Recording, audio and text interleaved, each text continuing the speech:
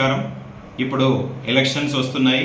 2024 general ఎలక్షన్స్లో భాగంగా రాత్రి షాప్స్ బంద్ అయిన తర్వాత కూడా చాలామంది పిల్లలు ఖాళీగా హాలిడేస్ ఉన్నాయి కాబట్టి వెహికల్ తీసుకొని మైనర్ డ్రైవింగ్ ఒకటి, వెహికల్ డాక్యుమెంట్ లేకుండా, డ్రైవింగ్ లైసెన్స్ లేకుండా పిల్లలంతా రోడ్ మీద తిరుగుతున్నారు. ఈ రోజు నుంచి స్పెషల్ డ్రైవ్ చేయబడుతుంది.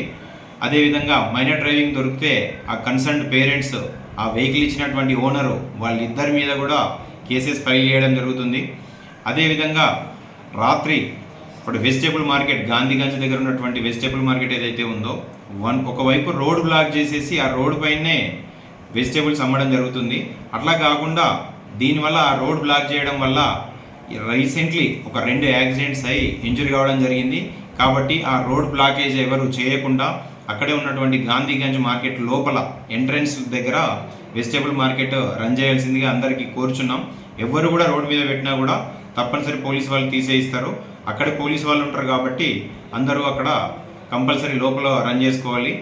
నైట్ పిల్లలందరూ కూడా గాంధీగంజ్ దగ్గర ఉన్నటువంటి టిఫిన్ సెంటర్కు, చాయ్ బండి దగ్గరికి ఖాళీగా వచ్చేసి అక్కడ టిఫిన్ చేసి వెళ్ళడం జరుగుతుంది. ఆ బండ్లు కూడా మార్నింగ్ 4 o'clock నుంచి వెజిటేబుల్ మార్కెట్ 4 o'clock నుంచి మార్నింగ్ 7 వరకు అట్లా రన్ కావాలి.